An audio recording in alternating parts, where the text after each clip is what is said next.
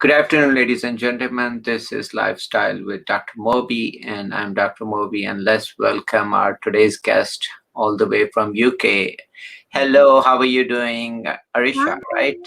Yes, Arisha. I'm well, thank you. I'm good. Okay, great. So I just want to tell audience that Arisha is very uh, doing a lot of crisis coaching, and that's amazing.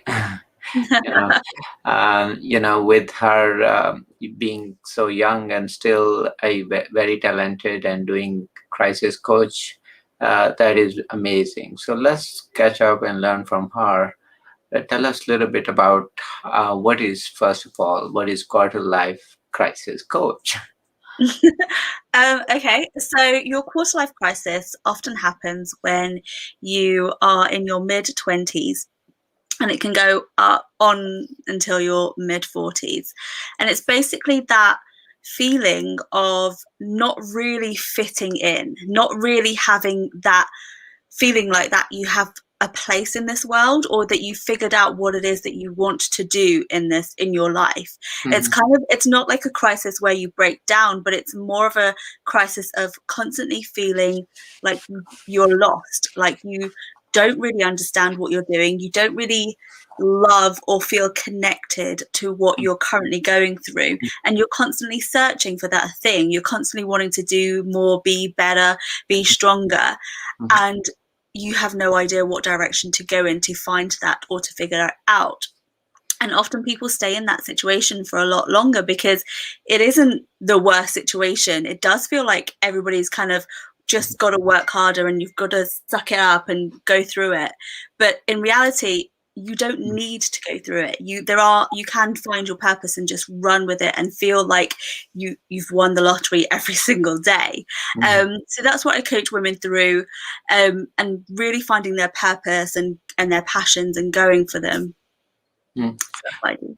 So that is amazing, that you can realize that is a Mhm. problem going on. And, with this, it brings to an important topic for everyone. That is, mood disorder, especially in teenagers. And, I practice medicine, we see a lot of that. And, those are such an important topic. So to highlight, because for a number of reasons, like you said, they could feel that they are not connected, something is missing right in the Yeah. picture, so they are not with do you think it's getting worse because of COVID, or is it just was there before and it has worsened? I think it's there and it's a lot worse, but then I think it's 50-50. So there are people that are stuck at home on their own, Mhm, working and not really being able to get out of that negative feeling because there's nothing to do. We're in lockdown, there's nothing to do, and literally nobody's doing anything fun or exciting or traveling to get your mind off of it. So, yeah, definitely think that it's going to make those people worse. mhm, But if you do have a positive mindset and you do think, okay, well, nothing's happening, let me try different things, let me explore different worlds, let me read new books and see and delve deep into my mindset and into my personal development to figure out what it is that I want to do, what it is that I can do. And if you have that type of mindset, you're more likely to use this time wisely and productively because you do have more of it. And I feel like I speak to both sides of the coin. I speak to people who genuinely are so stressed out because they don't know what they're doing and don't feel like they've got much of a grasp on life, even though we're all in lockdown and working from home. And I mhm. speak to those people who are like, well, I actually want to try something new. I want to explore this or that and go for it in that sense. So I think it's both really. Yeah, it was really okay. Mm. So also very important topic is, do you think certain population has more of that than the other? Like, do you see more in minorities and than majorities, or what is your take on that? Obviously, I work with the majority of people in the UK, so I do think that it's labelled a lot more, and it's kind of thought about and percolated on a lot more in the US and in the UK. I think that that mentality of just work harder, push more in a okay situation, like you're not going to die if you don't work, sort of thing. I think that's a very first world type of thought mentality, but I think absolutely anybody and everybody goes through it.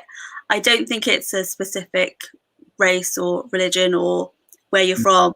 I don't think it's very specific. I think it is a global thing. Well, and that is so true. It's a global thing. But my question is, do we see a lot? I think in US I've seen a lot. Also, I mean, we see everywhere. But that is so true. But certain population, maybe because their parents, like my parents and our Asian parents, they push. They want to push their kids to achieve certain grades or Yeah. goals in life. Whatever is that. So Yeah, then that is absolutely. that more stress. Yeah, it definitely causes more stress. It definitely causes more strain on your relationships. It causes more strain on yourself because it builds less self-worth, less self-belief, and less self-confidence. So I definitely think that there are cultures. I definitely agree with within Asian cultures, that's most definitely a push from older parents to do your best and be the best person that you can be. But I think in the same sentence, I want to say that you know best for yourself. And if you are unhappy, nobody's going to give you the magic ticket to your dream life. You have to work for it and you have to go for it. And if you know something's wrong, and if you know something's missing, it's only you that knows that, right? And I Yeah. think that in itself means that you are the only one that can go for it and work on it and build a life that you believe in. Mhm. And let's face or discuss a little bit of these common problems do you see at different age groups. Let's say you said mostly they will feel at age 20, or those are the ages they kind of transitioning, and then they feel kind of different. uh, is that where you see most of those more of your help seekers, or? Yeah, I think a lot of the people that seek me out are in their 30s, 20s and 30s, but I do feel like it can go on into your mid 50s. I think because it wasn't spoken about, and because before you kind of got a job and you worked at that job through your entire life, and now in today's day you generally see people staying in their jobs for 3 to 5 years and exploring more and trying different career paths a lot more, so it's less of a strain these days. But I do believe that people in their 20s are more likely to try different things and are freer to explore a little bit further and a little bit longer, and don't really care so much about the paycheck at the end of the month as they do figuring out what they want to do in life. Whereas the older we get, the more we care and rely on our paychecks to survive, to live, to pay the mortgage, to pay the bills, to pay for your food. And when you're in your 40s and 50s, you kind of get stuck in this mentality of, well, I already make this much money, so changing my life now, I'd have to lose that. And it's really about configuring what is more important, your happiness or your paycheck. And it depends on what type of person you are, what type of lifestyle you are, how you set yourself up. So it really is up to the individual. It's really a very individual task to discover and to pay for, because it's not always going to be the exact same. But in my experience, going after what you want and going for your dreams gets you so much more than sticking at a job that you don't really like. Oh, no, that is so true. And, a lot of these issues happen. First of all, there is a perception that, these has to be idealistic. So maybe you're right. When we are earlier part of our life, we are more idealistic and we're looking Mm-hmm. for job, ideal friend, Yeah. partner, whatever. And then we realize that, the life is not realistically ideal, Yeah. not perfect. So you have to then analyze the situation and then come to accept what it is, not Mm-hmm. your favorite job, not your favorite career, but then you kind of work and bloom into, maybe you do have that kind of capability, but you think that you don't have it, right? So then comes to later phase where you probably, whatever job you're doing, making money, and then you are still happy or afraid that things might fall apart and you might lose everything, right? Yeah. And then those cycle. So a lot of I have seen teenage here is also they are unsure about their role model, or they need a little more guidance. They're not clear in their mind what they want to do. I mean, I Mhm. do see very, very focused ones too, but not Yeah. many. Is Yeah. that a problem you think is nowadays because there are so many crossroads?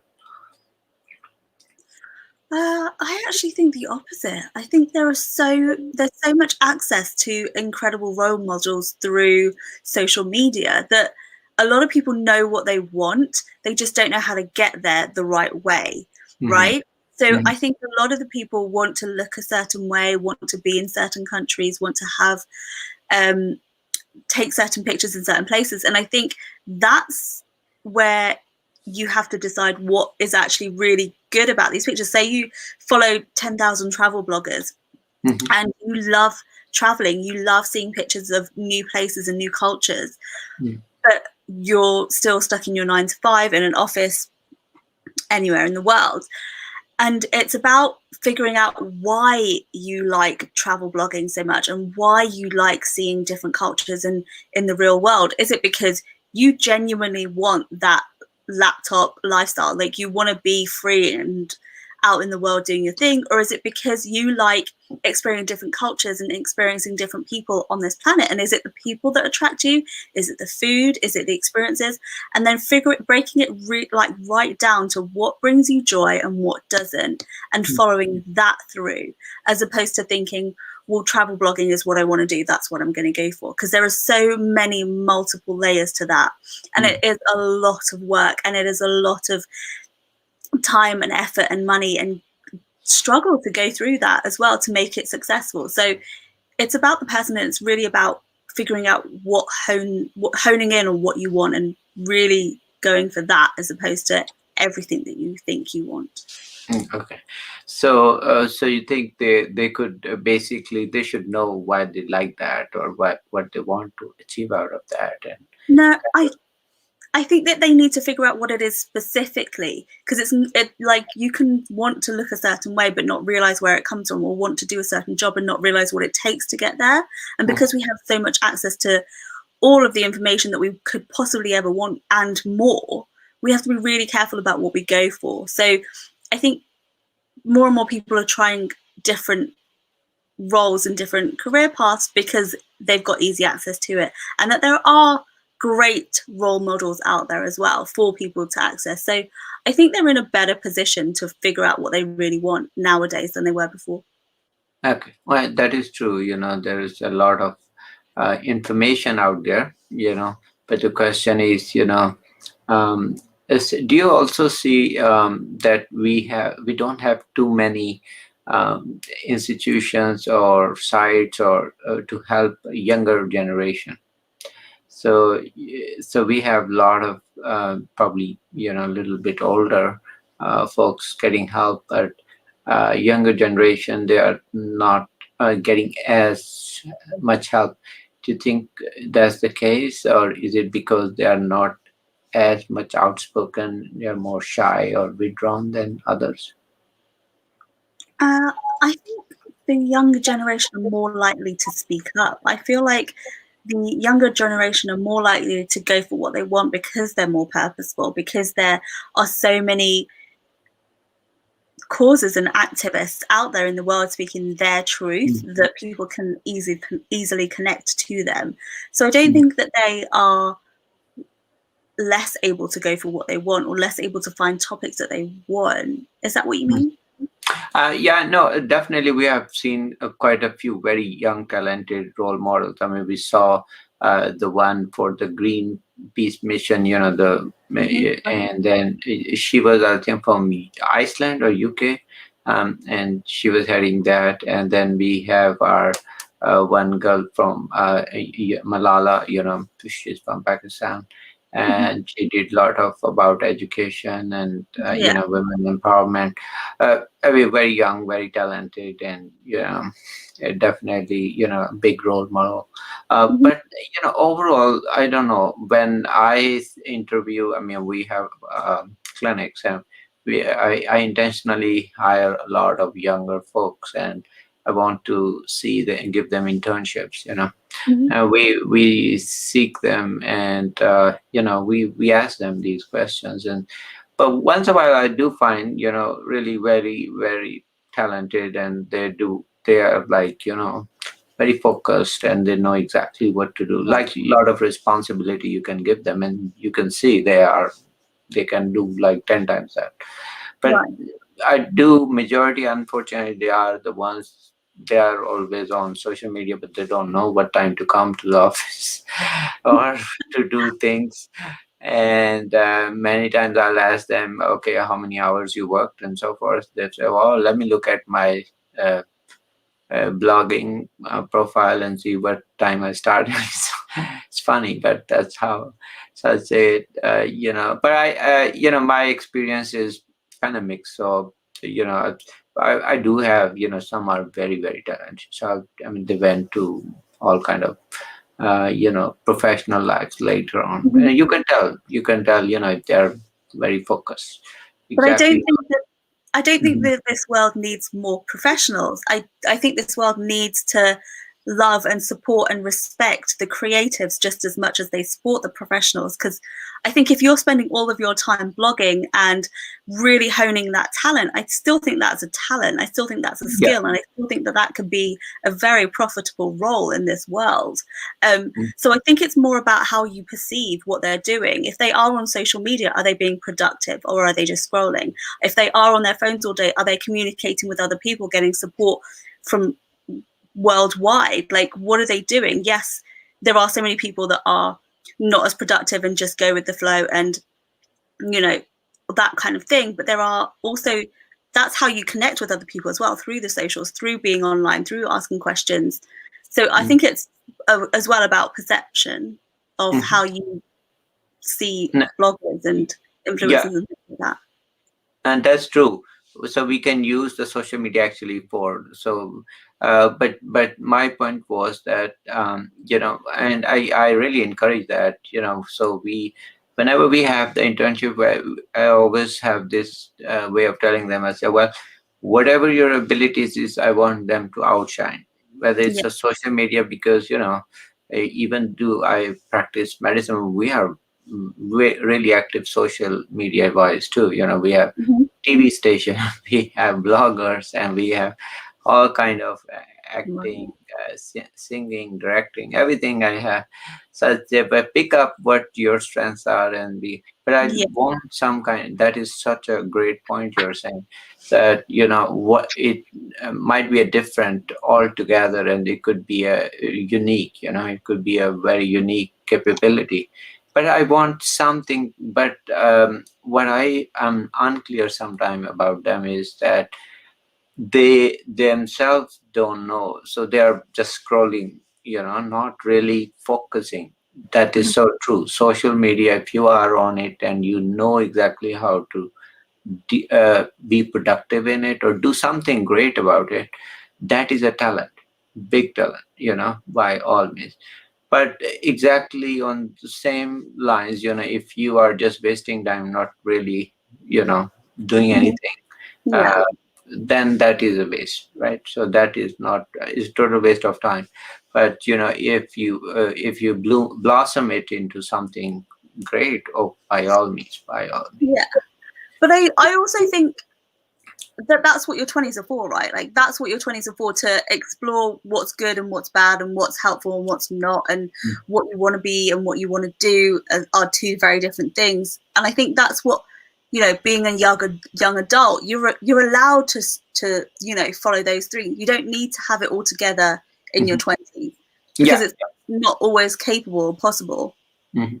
And that is so true. That that comes then about expectations, or I mean, my generation, or we are like, when we look at younger folks and we think, and this is happens to every generation. It's not Mhm. this generation, that everybody who is older than me, when they look at our generation, they say, oh, they are not as responsible or things as we were. And Yeah, then when we look at the younger generation, we have the same kind of thinking. Oh, maybe I don't know what they're thinking. They might need to be more this and that. But yeah, ultimately, actually, they do very well. I mean, every generation has their heroes and they do very well. hmm, But I always kind of focus on, making sure that they highlight their talents. We want to encourage them. We want them to be outspoken. We want them to come yeah, and show us what they have, and they might not show all that. Don't be shy. I mean, anyone could be late bloomer. That's true. There's no time, or there's no pressure, there's nothing, there's no, it's not a race, it's just, take your time. That's so true. But I think I always want to make sure, don't go negative, so there are hmm, certain boundaries which we don't want them. And one is about mood disorder. So depression, mood disorder. Unfortunately, I've seen a couple of suicides, in teenagers, and those yeah, were very sad. You know, yeah, of course. so actually, one of the reason we are doing a lot of lifestyle shows, especially highlight mental disorders, and we Hmm. are especially focusing on those, because that is a sad. Yeah, Yes, you can do anything, and you can travel, you can do any kind of shows or any yeah. talent, but don't be so negative about go the other side. Well, uh, I think that's kind of partly why I want to talk about the quarter life crisis so much, because I want to normalize not knowing where you need to be in life.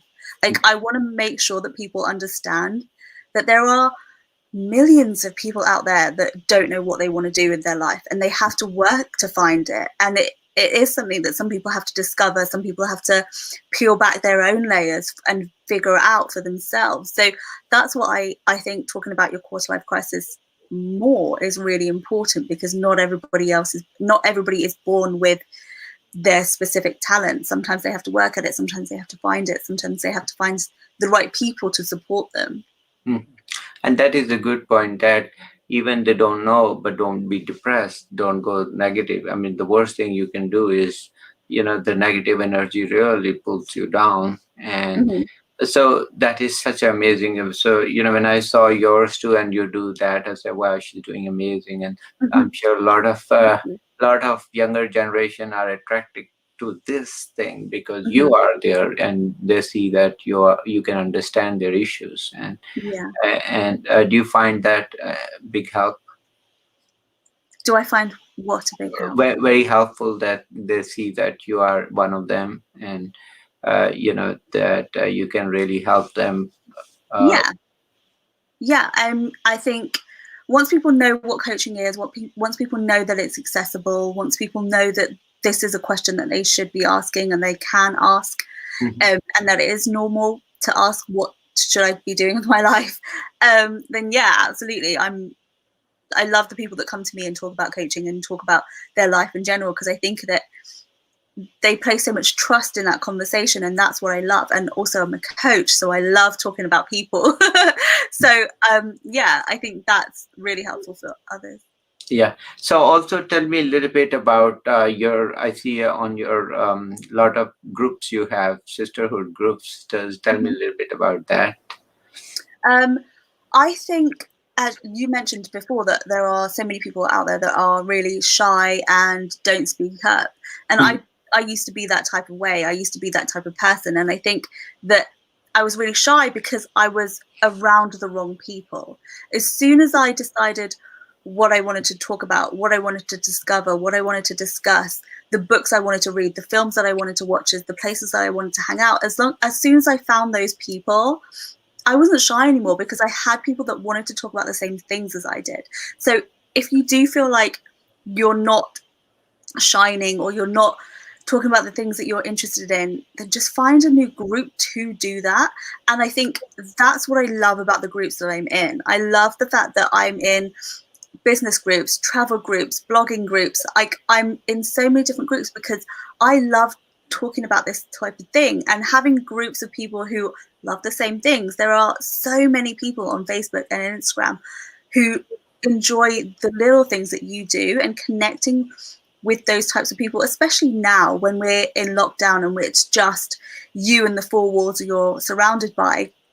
Mm. The online space can be really supportive, and Mm. you can make such good connections with people on the other side of the world. Like, it's an incredible place and an incredible space to utilize well. Mm. Okay, so yeah, so a lot of environment. So what you're saying is your friends, and so you give them extra energy, and they feed so much positive energy. You know, a little bit those Yeah, lights, absolutely. light bugs, I call them. You know, have you seen those? You know, the insects at night. You know, those light ones, and then they give you all the positive energies because you actually help them. Your Yeah, words are helping your friends, and then they feed back to you. And then it grows, yeah, that positivity grows. And then so that is a great that's how you started all this, and then kind of blossom, continue yeah. working on that. Oh, great, congratulations on that. So continue that, and so any final thoughts you have for my audience? So, I think just reach out. I think the more that we talk about it, the more that we just have discussions about how to find your purpose, how to find your passion, how to find more joy in your life, and normalize those types of conversations, the more people will have those types of conversations. mhm. Yes, that's true. So, and we should just break all the barriers and try to help them and be more productive and talk and talk. And there is never a wrong Yeah. question. So don't And be shy. also, just on that point of suicide, I think a lot of people feel really lonely. So if you do know people that are lonely or are on their own, just reach out to them, just check in, just make sure they're okay, send Mm. them some chocolates. Yeah, yeah. No, loneliness. I heard there is in Europe there's a ministry of loneliness or something. Is that true?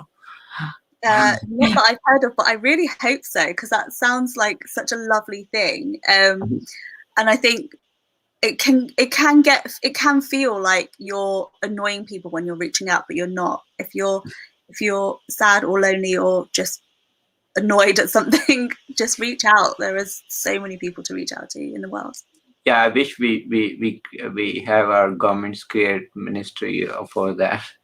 Loneliness Yeah, scale, happiness and loneliness, Ministry yeah, of absolutely. Loneliness. Okay, take care. Thank you for coming to our show. It was pleasure talking to you. Thank you. And you can check her website, and give us how people can contact Yeah. you or check So your my work. website, where my blog is located, is www.thecoachableU.com, and I am the Coachable You on Instagram and on Facebook. Okay, very good, very good. Keep up the good work, and Thank you. anytime you need to share things, come back. We'll be very happy to have you back. Take care. Thank Thank you for you. watching. Bye. Bye.